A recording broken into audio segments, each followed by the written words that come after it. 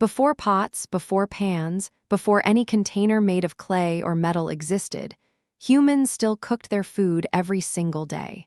The story of prehistoric cooking begins not with a recipe, but with a single discovery that changed everything: fire. Evidence from Wonderwork Cave in South Africa tells us that humans were using fire to cook food at least 1 million years ago. Before humans cooked deliberately, they almost certainly discovered cooked food by accident when animals killed in wildfires turned out to taste better than raw meat. Cooking food was a revolution in human biology, because heat breaks down tough proteins and starches, making far more calories available from the same amount of food. The simplest and most ancient cooking method was direct roasting, pushing a piece of meat onto a sharpened stick and holding it over an open flame.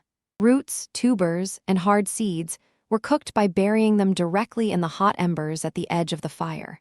After 30 to 40 minutes buried in the embers, a root that was hard and bitter when raw would emerge soft, sweet, and far more digestible. Flat rocks placed directly in the fire served as the world's first cooking surface, a natural stone griddle that could sear fish, seeds, and thin slices of meat. Whole animals or large joints of meat were cooked by propping them on a frame of green branches above the fire, so the heat could circulate around the entire piece. But roasting and grilling had a major problem. They could not cook liquids, make broths, or soften very tough bone and cartilage acircumflex gyros, and that is where prehistoric ingenuity truly began. The solution was one of the most brilliant inventions in all of human prehistory: stone boiling. Stone boiling works by heating rocks directly in the fire until they glow hot, and then dropping them into a container of water to heat the liquid from the inside. The container itself was a natural wonder acircumflex gyros. Prehistoric humans used the stomach lining of animals, stretched hide, folded bark, and even large shells as water-holding vessels.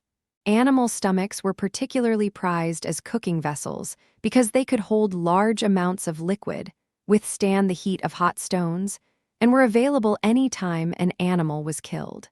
Inside a boiling stomach pot, prehistoric cooks could make something remarkable: the world's first broth.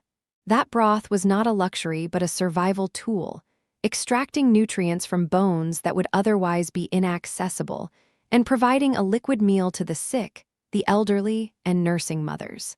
Birch bark was one of the most important natural cooking materials in northern prehistoric regions because it is waterproof, flexible, and can be folded into containers that hold liquid without burning over a low flame. Archaeologists have found birch bark containers at prehistoric sites across Europe and Siberia, with scorch marks and food residue that confirm they were used directly over or beside fires. Perhaps the most impressive ancient cooking technique was the earth oven, a method that let prehistoric humans slow cook enormous quantities of food underground using trapped heat. To build an earth oven, humans first dug a pit in the ground, then filled it with wood and lit a fire to heat the surrounding soil and a layer of stones placed inside. Once the stones were at maximum heat, the ash and embers were raked out. The food was placed inside on a layer of wet leaves, and the entire pit was sealed with soil and more leaves to trap the heat. Food left in an earth oven for several hours would come out fully cooked, incredibly tender, and infused with the smoky mineral flavors of the heated stone. Earth ovens were so effective that they are still used today in cultures across Polynesia, the Middle East, and South America, virtually unchanged from their prehistoric origins. Fish presented a unique cooking challenge because they are small, delicate, and fall apart when skewered on a stick over open flame.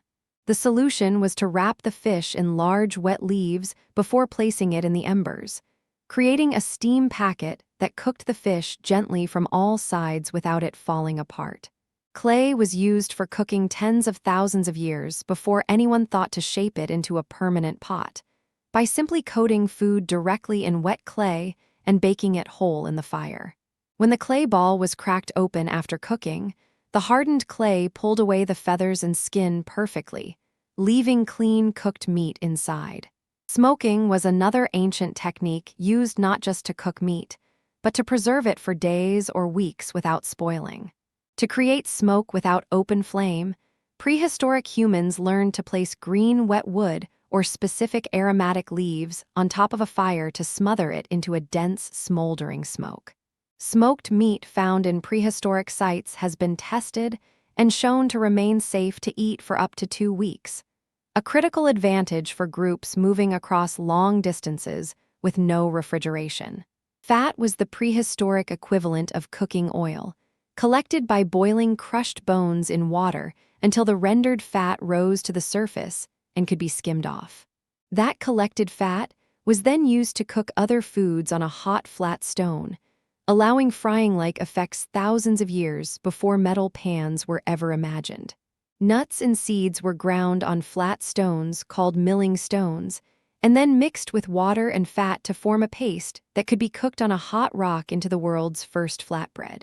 That flatbread, a simple paste of ground seeds cooked on a hot stone, is one of the oldest human foods and has been found as carbonized residue at sites dating back 30,000 years. Honey, one of the most prized foods in the prehistoric diet, was often cooked with meat or roots by dropping honey-dipped food directly into the embers for a fast, caramelized crust. Cooking was a social activity, and prehistoric campsites show clear evidence of designated fire areas surrounded by seating positions, proving that mealtimes were communal gatherings. The person tending the fire and managing the cooking was likely one of the most important roles in the group, controlling access to warmth, cooked food, and a safe gathering space.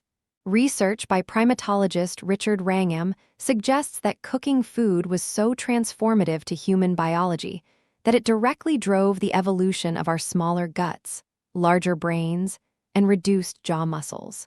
In other words, cooking did not just change what we ate a circumflex euros, it changed what we became.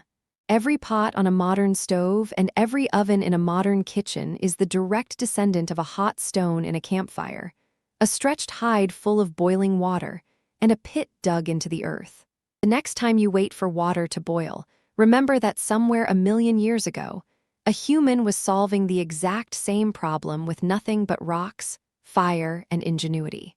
Across 1,000,000 years of human history, the fire never went out, and neither did the curiosity that first made someone wonder what food could become with a little heat. Cooking did not just feed the body. It created language, community, family, and the very idea of home. Which ancient cooking technique shocked you the most? Drop it in the comments and let us know. If this changed how you think about your next meal, subscribe to Fossil to Fact for more real stories from the prehistoric world.